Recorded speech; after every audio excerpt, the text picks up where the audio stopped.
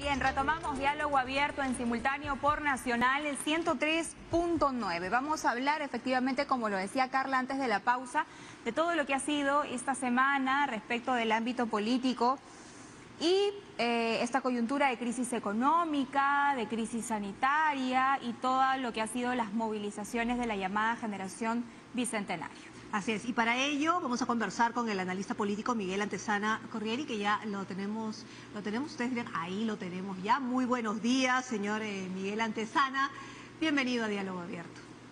Buenos días, Carla, buenos días, Perla, ¿cómo están? ¿Qué tal? Bueno, el presidente Francisco Sagasti dijo que por la coyuntura de crisis económica y sanitaria no es urgente el tema del debate o el cambio, no el debate, el cambio de constitución en todo caso, que fue el debate que se ha traído a colación de la decisión del Tribunal Constitucional. ¿Cuál es el análisis que nos trae justamente esa decisión? Bueno, yo creo que la primera gran enseñanza que nos ha dejado los acontecimientos de los últimos días es que la gente ya no es un observador pasivo de lo que está pasando a nivel político. La demostración de las marchas, las manifestaciones que han sido espontáneas, que han sido convocadas muy rápidamente a través de redes sociales, sin necesidad de alguna cabeza visible o de algún caudillo, son demostración de ese empoderamiento de la sociedad o de ese reempoderamiento de la sociedad. Por supuesto que de ahí ha surgido otra serie de consecuencias, otra serie de pedidos, y entre ellos está esto de la Constitución, la reforma constitucional. Yo creo que es de alguna manera acertado en este momento no pensar en las reformas cuando tenemos una serie de crisis. Con eso no quiere decir que no sean necesarias, por supuesto que sí. Hay muchos elementos de la Constitución que deberían cambiarse, deberían perfeccionarse, todo es perfectible. Por este momento que necesitamos una recuperación económica y prepararnos ante la posible segunda ola que se viene anunciando desde hace bastantes semanas, yo creo que es una de las prioridades que debe tomar en cuenta el actual gobierno de transición. Esto no quiere decir que se patea la situación. Yo creo que también es posible todavía analizar la posibilidad de hacer una consulta el 11 de abril, ya que se va a hacer una elección general, aprovechar esa oportunidad para consultar al pueblo, no necesariamente para convocar de una vez a una asamblea constituyente, sino para consultar a la gente si también cree que es una de las prioridades que se deben realizar dentro de los próximos 5 años. Para entender las diferencias, señora Antesana, respecto de lo que vendría a ser un gobierno, llamémoslo regular, y un gobierno de transición, ¿no? Ese es un gobierno de transición, es un gobierno que va a durar poco tiempo, estamos hablando de 8 meses, hacia 28 de julio, es un gobierno que ahora mismo sí ya goza de legitimidad, pero no tiene pues 5 años para desarrollar políticas públicas, ni 3, ¿no? Es un tiempo bastante acotado. ¿En qué debería concentrarse este gobierno y cuáles son las características precisamente de un gobierno de transición? A ver, como el nombre lo dice, el gobierno de transición lo que está haciendo es pasar de un régimen, digamos, natural, normal, que fue el periodo de PPK, que además también tuvo una situación muy particular con el reemplazo del vicepresidente, hacia otro régimen en el que debería durarse los 5 años establecidos en la Constitución. Este es un periodo, como tú bien dijiste, que solamente tiene 8 meses y sus grandes tareas ya están clarísimas, están especificadas. Y la gran primera tarea es precisamente lograr esa transición al nuevo gobierno a través de las elecciones que se van a hacer el 11 de abril. Elecciones que ya están convocadas, que no pueden echarse para atrás, que no se pueden adelantar, sino que ya estamos corriendo el cronograma establecido. Ahora, al tener tan poco tiempo, lo que tiene que hacer, en primer lugar, como ya dije, es llevarnos a un gobierno, si se quiere decir, natural, que dure los 5 años, y el otro es implementar las reformas urgentes o trabajar las crisis que nos ha tocado en este momento afrontar. Nadie había previsto tener en el año 2020 una pandemia, una crisis de salud de este tipo, y tampoco nadie previó la crisis económica como consecuencia de las medidas que se implantaron en marzo a abril de este año. Entonces, esas 3 tareas son urgentísimas y yo creo que les va a tomar bastante tiempo enfrentarlas. Si además de eso puede poner en marcha el aparato estatal, que en algunos casos se encuentra semiparalizado, yo creo que con eso estará logrando bastante el presidente Sagasti en llevarnos hacia un nuevo gobierno en julio de 2021. Ok, pero hacia eso vamos. En las elecciones vamos con las mismas reglas de juego de siempre. Digamos, no va a haber mayor cambio. Tenemos los mismos políticos reorganizados, pero son los mismos políticos. Es decir, ¿podrá Sagasti hacer esos cambios? O sea, estamos pensando en positivo, en que hemos aprendido, pero realmente hemos aprendido porque, digamos, hay un grupo que no creo que se quede tranquilo rumbo a las elecciones. A ver, tú has tocado un punto muy importante. Este año, esta crisis en general económica, de salud y todas las que estamos viviendo, nos ha hecho ver las grandes fallas estructurales que tenemos como sociedad. Entre ellas la de salud, entre ellas la de economía y tantas otras. A nivel de educación también ha mostrado las fallas estructurales que tenemos. Y ahora en este periodo que estamos viviendo con este cambio de poder, cambio de manos del poder, y para las próximas elecciones también está evidenciando las fallas estructurales a nivel político. Hay una serie de reformas políticas que este Congreso no quiso afrontar, hay una serie de reformas políticas que los partidos no están dispuestos a hacer. Y por supuesto que esa debería ser tarea del próximo Congreso. Yo estoy completamente de acuerdo contigo. Este Congreso y esta clase política que viene instalada desde hace 20 y hasta 30 años, por supuesto que debería cambiarse, debería haber una renovación política. Pero si las reglas de juego no se cambian, entonces va a seguir la misma gente y va a seguir vigente la misma forma de la gente que entra a la política. No tenemos una democracia interna al 100%. Todavía seguimos bajo los designios de ciertos delegados o cabezas de los partidos políticos. Y más aún, yo desde mi punto de vista, y es algo que he venido sosteniendo bastante tiempo, no podemos darle todo el poder a los partidos políticos porque ya sabemos que los partidos políticos han defraudado a la población.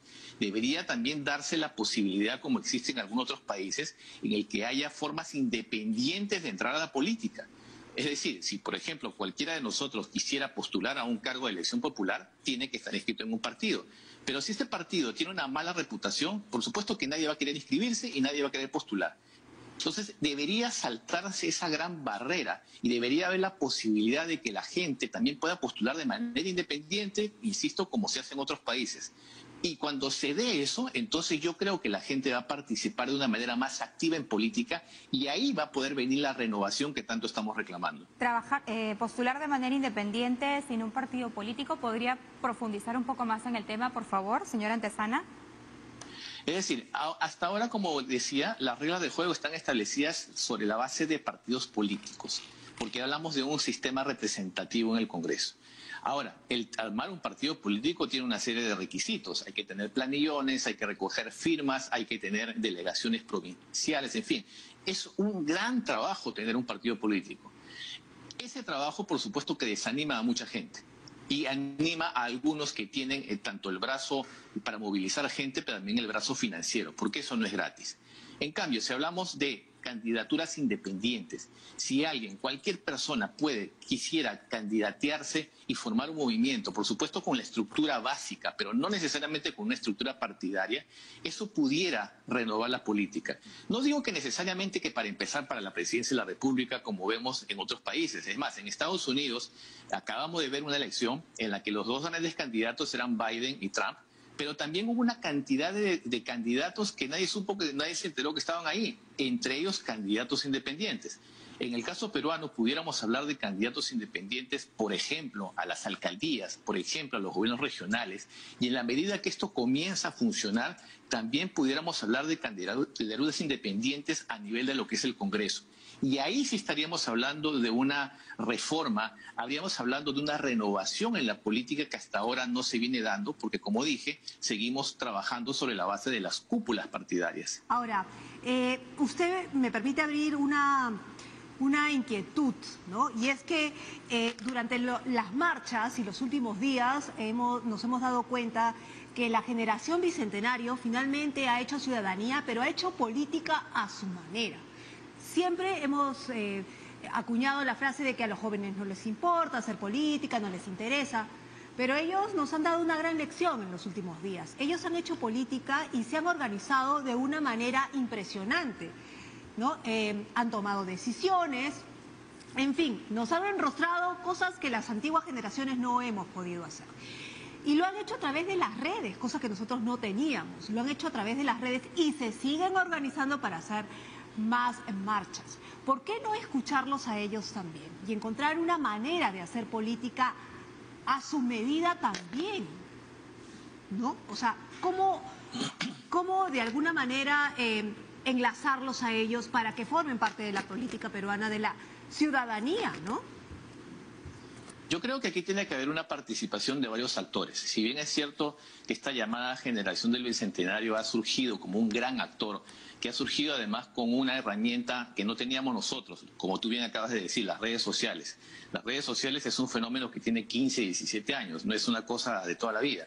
Ellos han nacido con esta herramienta y por supuesto que la están utilizando de manera más eficiente y más eficaz que nosotros. Ahora, esta generación también hay que verle sus debilidades y esto también hay que verlo de manera objetiva. Es una generación que no ha tenido formación en política y cuando digo formación en política me refiero a lo básico, que desde el colegio tengan nociones de lo que es comunicación política, tengan nociones de lo que es el manejo del Estado, tengan nociones elementales de cómo funciona el aparato estatal. Eso no lo conocen. Eso no lo sabe. Entonces simplemente se están enfrentando a la frustración, a la rabia que implica ver a una clase política que no está conectada con la sociedad. Eso es lo que estamos viendo. Ahora, la generación, no los millennials necesariamente, sino otras generaciones que sí tengan conocimiento de la política, tienen que articularse con esta sociedad, esta generación del Bicentenario para precisamente lograr esos cambios. Porque nos va a costar hacer esos cambios de manera estructural.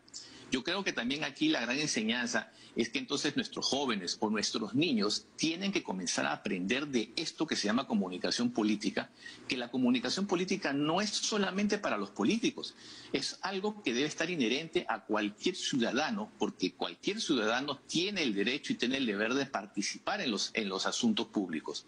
Pero si no lo conocen, entonces precisamente vemos lo que está pasando. Reacciones, simplemente vemos una situación de reacción ante injusticias, pero no vemos una idea.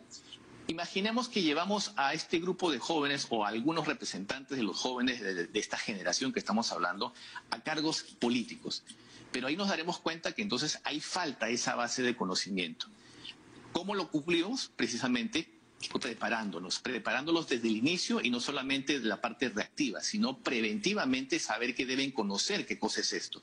Y ahí yo creo que vamos a comenzar a cambiar estructuralmente este problema de la política en el Perú. Señora Antezana, creo que una de las cosas más complicadas que le toca ahora a esta generación bicentenario es procesar la idea de que aquellos políticos que tuvieron que ver con los hechos sucedidos son los mismos políticos que están en la conducción o se encuentran conduciendo el destino de un Congreso de la República. O sea, ellos no han cambiado, siguen siendo los mismos. Y si se cambiaron algunas decisiones fue justamente por la presión de las movilizaciones. Un punto que ha quedado como suelto allí en la agenda de la reforma política es el referente a la inmunidad parlamentaria. El otro día conversábamos con un especialista y nos decía que ya no alcanzaban los tiempos, pero hay quienes dicen que sí, si es que se tuviese voluntad política de sacar adelante la reforma. ¿Considera usted que el Poder Ejecutivo podría presentar una nueva reforma constitucional para que la inmunidad parlamentaria finalmente sea vista, sea debatida y que sea otra institución y no el mismo Congreso el que decide si se le levanta la inmunidad a uno o a otro? Y esto podría tal vez dar un mensaje de sensatez a los jóvenes del Bicentenario. Yo creo que los mensajes que hablan de que no hay tiempo es cierto, por el lado estrictamente de lo que establece la Constitución. Para hacer una reforma constitucional tiene que haber esa propuesta ser aprobada en 2 legislaturas ordinarias y no tenemos tiempo para 2 legislaturas ordinarias. Ahora, si este Congreso pudiera comenzar a discutir y aprobar en esta legislatura cualquier tipo de reforma y dejarle y pasarle la pelota, como se dice, al siguiente Congreso. Pero eso no nos aseguraría que el próximo Congreso lo vaya a continuar y lo vaya a aprobar, porque no tenemos idea de también cuál va a ser la calidad de ese próximo Congreso. Lo que sí pudiéramos hacer desde ahora es plantear precisamente cuáles son las ideas, las reformas base que necesitamos a nivel político y ver que eso se haga con el próximo Congreso. Precisamente esa frustración de saber que estos congresistas no van a hacer absolutamente nada es que está animando, alentando estas ideas de una asamblea constituyente. Inmediatamente, por supuesto, ante la frustración de saber de que estos personajes que están ahí no van a hacer ninguna reforma porque está demostrado que no lo van a hacer, entonces uno tiende a llevar a ideas extremistas, a soluciones extremas, y esa sería lo que es una asamblea constituyente que redactaría toda la nueva Constitución. Ahora, una nueva constitución soluciona los problemas del Perú, no es así. Una nueva constitución, seguramente el 80% o el 70% va a ser básicamente la misma constitución, quizás cambiando la redacción, pero es básicamente la misma. Y nos damos cuenta que en el Perú tenemos miles de leyes que no se aplican, que no se cumplen, y no viene la solución por cambiar a la ley de leyes que es la Constitución. Señora Antezana, ¿y entonces qué hacemos con estos más de 60 congresistas que tienen investigaciones, procesos abiertos, algunos con denuncias constitucionales ya, e incluso uno con una sentencia, que es el congresista Acuña, y que hasta ahora no se le levanta la inmunidad, no se le puede desaforar, no se le procesa, no puede responder ante la justicia como ameritaría hacerlo? Yo creo que la presión social ya se demostró que tiene resultados y no creo que vaya a salir de escena. Yo creo que la presión social va a estar presente de aquí en adelante. Si el Congreso no toma las medidas que tiene que tomar a nivel disciplinario, a nivel de comité de ética, a nivel de desafuero, a nivel de acusaciones constitucionales, porque recordemos que también hay varios congresistas del Congreso disuelto que está ahorita en manos de este Congreso para que sean desaforados o que sean acusados constitucionalmente, y este Congreso no le ha dado trámite. Entonces, en la medida que esa presión social comience nuevamente a ponerse en marcha, este Congreso, antes de irse, que ya tiene fecha de vencimiento, tiene que acometer con esas tareas pendientes. Si no lo hace, eso no solamente le va a pasar factura a los congresistas que no han querido enfrentar sus tareas, sino también que le va a pasar facturas a los partidos políticos que están postulando en abril del próximo año. Recordemos que también en estos días o en las últimas horas ya han habido precandidatos que están renunciando a sus candidaturas, porque se dan cuenta que el costo político de todo esto que está pasando va a tener una consecuencia directa en abril.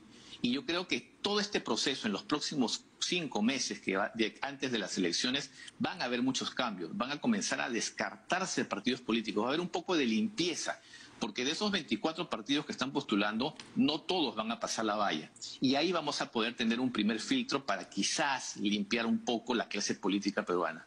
Ok, pero en cuanto a eso precisamente nos llama la atención justamente la decisión que se ha tomado contra Fuerza Popular, porque el Poder Judicial ha mencionado que este proceso que se le sigue podría dejarla fuera de carrera. Para algunos está bien que siga el proceso, para otros más bien sería de alguna manera victimizarla, es decir, ¿esto qué tan positivo puede ser para las próximas elecciones en busca de la limpieza, digamos, de algunos partidos? Yo creo que hay que verlo desde un lado estrictamente técnico, estrictamente legal. Aquí la Fiscalía, por supuesto, que está pecando de la demora excesiva en algunos casos para la acusación. Aquí está pidiendo precisamente una medida preventiva para que no participe, y eso está siendo aprovechado, como tú bien dijiste, para victimizarse, para sacarlo de carrera, que es un ataque contra el partido, no solamente contra Keiko Fujimori, sino contra el partido. Pero también tomemos en cuenta, y ya desde el lado ciudadano, ¿a qué congresistas ha estado llevando Fuerza Popular en los últimos tiempos? Muchísimos de ellos no con currículo, sino con prontuario. Entonces, si se está quitando desde el lado estrictamente legal, la Fiscalía está pidiendo que este partido, esta organización, que inclusive llegó a tildarla de organización criminal, no participe, tendría sentido entonces porque está llevando entonces a unos candidatos, posibles congresistas, con un bajísimo nivel de calidad para ese Congreso. Por supuesto que hay una combinación de la mirada ciudadana con la mirada legal. ¿Cómo se solucionaría esto? Que la Fiscalía finalmente acuse, que entremos a la etapa de acusación, no solamente en la etapa de investigación y de solicitud de medidas preventivas, sino en la acusación. Y yo creo que esto también es saludable, que la Fiscalía comience a actuar y comience a actuarse desde un lado estrictamente legal, no confundir la parte política con la parte legal. No es que la Fiscalía le interese que tal o cual partido participe, la Fiscalía actúa sobre la base de pruebas. Y con las pruebas es que tiene que acusar para que comencemos a limpiar también la parte de política desde ese lado. Ahora, ya para terminar, sobre la decisión del Tribunal Constitucional, es como dejó un espacio en blanco, ¿no? No dijo ni sí, ni no, ni nada. Entonces, ¿cuánta inestabilidad o cuánta incertidumbre le puede sumar al panorama político y social una decisión del Tribunal Constitucional como la que ha tomado? de no pronunciarse. A mí me llama mucho la atención que en la sentencia que ya ha sido publicada se lee que esta decisión precisamente se tomó para calmar las aguas, cuando ha sido todo lo contrario. Esta decisión ha sido un elemento precisamente para fortalecer una vez más la solicitud o la idea de ir a una asamblea constituyente. Porque si el Tribunal Constitucional no se quiso manifestar sobre una tan polémico inciso, un artículo de la Constitución de la famosa incapacidad moral, entonces ¿a quién le corresponde cambiar eso? Si el Tribunal, que es el máximo intérprete de la Constitución, no lo quiso cambiar, entonces quien puede ahora cambiar eso es el propio pueblo, es la propia sociedad. Y esto lo puede hacer solamente a través de una asamblea constituyente o a través de reformas constitucionales que se hagan a esa Constitución y ataque específicamente ese punto y otros tantos. Entonces, estamos como que en un círculo vicioso. El Tribunal Constitucional tuvo la oportunidad de cortar eso, de manifestarse, pero no quiso, apoyándose también en temas estrictamente técnicos legales. Para la sociedad que no necesariamente lo entiende, por supuesto es una frustración, es visto como una lavada de manos, y esto no calmó en nada, al contrario, deja pendiente la posibilidad de que cualquier próximo presidente haga lo que haga y teniendo un Congreso en contra, interprete que eso que hizo es inmoral, lo pueda vacar. Entonces lo que ha hecho en la práctica el Tribunal Constitucional es mantener un elemento que distorsiona la realidad, un elemento de inestabilidad en el Poder Ejecutivo, y eso por supuesto yo creo que tenemos que cambiarlo, independientemente de las posiciones legales que hay al respecto. Bien. Muchas gracias al señor Miguel Antezana, analista político, conversando esta mañana con nosotras sobre todo lo que ha sucedido y seguirá sucediendo en nuestro país.